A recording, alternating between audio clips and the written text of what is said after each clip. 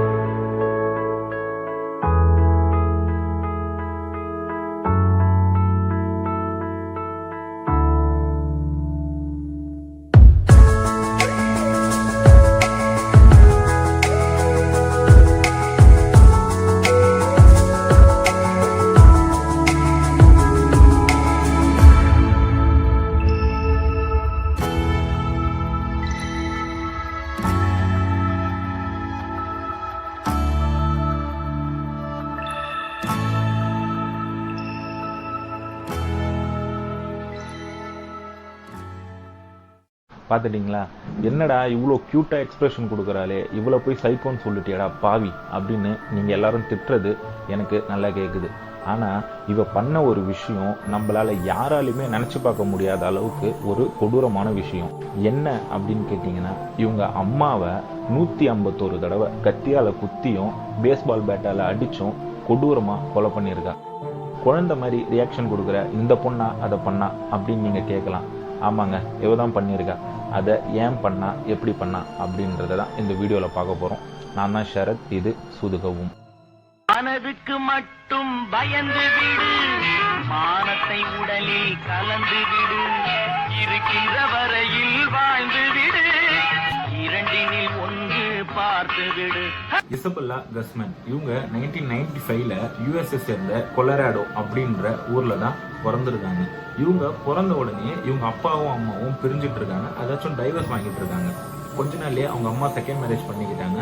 அதோட இவங்க அவங்க ஸ்டெப் ஃபாதர் கூடயும் இவங்க அம்மா கூட தான் வாழ்ந்து வந்திருக்காங்க. இவங்க சின்ன வயசுலேருந்தே இவங்க அம்மாவுக்கும் இவங்களுக்கும் ரொம்பவே சண்டை நடக்குமா. அது மட்டும் இல்லாமல் இவங்க அம்மாவுக்கு இந்த பொண்ணு மேலே, அதாவது இசபெல்லா மேலே சுத்தமாக பாசமே இல்லை. இவங்க எப்போ பார்த்தாலும் சண்டை போட்டு இந்த பொண்ணை அடிச்சுட்டே இருப்பாங்க அப்படின்னு சொல்கிறாங்க.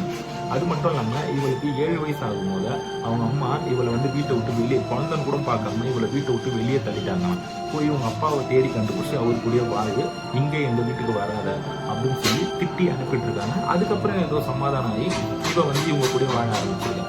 ஆனா இந்த சம்பவம் தான் இசபெல்லா அவங்க அம்மாவை ரொம்பவே வெறுக்க ஆரம்பிச்ச ஒரு காரணமா இருக்கு. இவங்க வாழ்க்கை இப்படியே போய்கிட்டு இருக்கும் போது இசபெல்லாவுக்கு 18 வயசு ஆகுது. அதாச்சும் இப்ப நீங்க பாத்தீங்கல்ல, அந்த வீடியோ எடுக்கிறதுக்கு ஒரு 1 வீக் முன்னாடி அவங்க அம்மாவுக்கும் இசபெல்லாவுக்கும் ரொம்பவே பெரிய சண்டை நடந்திருக்கு. என்ன அப்படின்னு கேட்டீங்கன்னா, அவங்க அம்மா வந்து இவளை காசுக்காக விற்க பார்த்தாங்க, அது மட்டும் இல்லாம செக்ஷுவலாலாம் கொஞ்சம் அபியூஸ் பண்ணாங்க அப்படின்ற மாதிரியான ஒரு விஷயங்கள் வெளிவருது. இதனால ரொம்ப கோவப்பட்ட இசபெல்லா என்ன பண்ணியிருக்காங்கன்னா, அவங்க அம்மா கூட ரொம்ப சண்டை போட்டிருக்காங்க. சண்டை போட்டது மட்டும் இல்லாம அவங்கள அடிக்கவும் செஞ்சிருக்காங்க. அடிச்சுட்டு அவங்கள நான் கொலை பண்ணிடுவேன் அப்படின்னு மிரட்டிட்டு இவங்க ரூமுக்கு போயிட்டு இருக்காங்க. ஆனா இவங்க அம்மா இவளை பார்த்து பயந்து, அதாவது இசபெல்லாவை பார்த்து பயந்து போலீஸ் கூட கால் பண்ணியிருக்காங்க.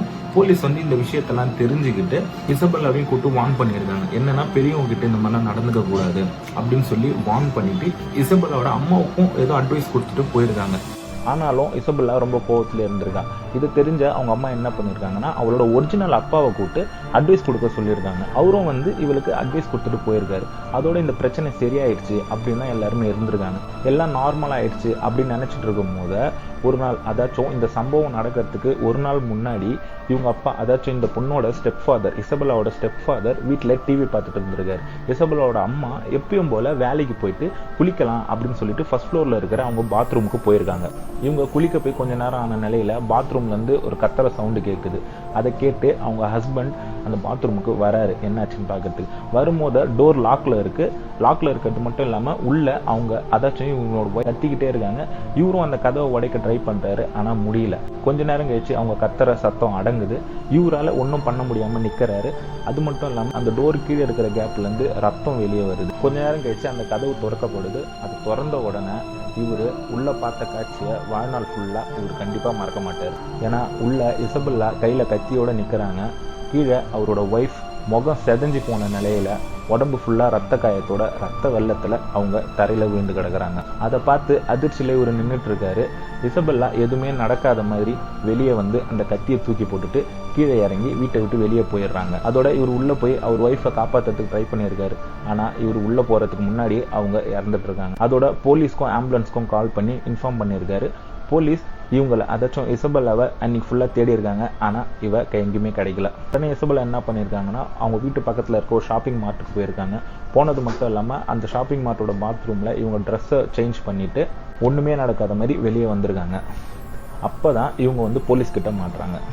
இவங்க போலீஸ் கிட்ட மாட்டினதும் போலீஸ் கிட்ட என்ன சொல்லியிருக்காங்கன்னா, தான் வந்து இசபெல்லா கிடையாதுன்னு, தான் பேர் வந்து சமந்தா கொன்சாலிஸ் அப்படின்ட்டு வேற ஒரு ஊர் பொண்ணுனும், அந்த போட்டோல இருக்கிற பொண்ணுக்கும் எனக்கும் எந்த சம்மந்தமும் கிடையாதுன்னு சொல்லியிருக்காங்க. ஆனா போலீஸ் அவங்கள சுத்தி வளைச்சு மிரட்டி கேட்டதுனால அவங்க தானா கொலை பண்ணதை ஒத்துட்டு இருந்திருக்காங்க. அதோட தான் நீங்க பார்த்த இந்த கோர்ட் சீன் வந்துருது.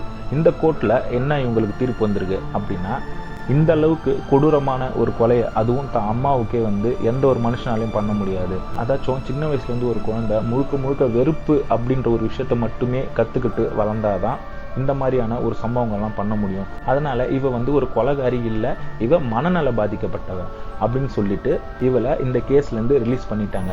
ஆனா இவளை வந்து மென்டல் ஹாஸ்பிட்டல்ல வச்சு ட்ரீட்மெண்ட் கொடுக்க சொல்லி, அது எத்தனை வருஷம் ஆனாலும், அதாச்சும் நம்ம எல்லாருமே அன்னியன் படம் பார்த்திருப்போம், அன்னியன் கிளைமேக்ஸ் மாதிரி இவ 100% கியூர் ஆகிற வரைக்கும் மென்டல் ஹாஸ்பிட்டல்லையே தான் ட்ரீட்மெண்ட் எடுத்துக்கணும் அப்படின்னு ஒரு ஆர்டர் போட்டிருக்காங்க. இவளை டெஸ்ட் பண்ண டாக்டர்ஸ் என்ன சொல்றாங்கன்னா, பேரனாய்டு அப்படின்ற ஒரு சிண்ட்ரோம் அலைவ பாதிக்கப்பட்டிருக்கா அப்படின்னு சொல்றாங்க. பேரனாய்டு அப்படின்னா என்னன்னு பாத்தீங்கன்னா, மத்தவங்க என்ன செஞ்சாலும், அதாச்சும் அவங்க சிரிச்சா கூடமே ஒருவேளை நம்மளை பார்த்து தான் சிரிக்கிறாங்களோ அப்படின்ற மாதிரியான ஒரு எண்ணம் தோன்றது தான் பேரனாய்டு. அது மட்டும் இல்லாம இவளுக்கு ஹாலோசினேஷன்ஸ் அதிகமா இருக்கு. ஹாலோசினேஷன்னா என்ன அப்படின்னு பாத்தீங்கன்னா, இவ செவுத்தை பார்த்து பேசுறதும் வானத்தை பார்த்து பேசுறதும் தனியா இவளுக்குள்ளேயே இவ பேசிக்கிறதுமா ஏகப்பட்ட விஷயம் நடந்திருக்கு.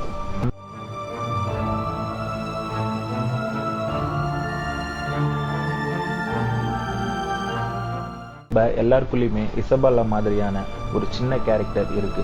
நம்ம ஃப்ரெண்ட்ஸா இருக்கட்டும், நம்ம ஃபேமிலியா இருக்கட்டும், இல்ல நம்ம லவ்டு ஒன்ஸா இருக்கட்டும், அவங்க கிட்ட நம்ம வெறுப்பை காட்டுறதும் கோவப்படுறதும் நேச்சுரல் தான்.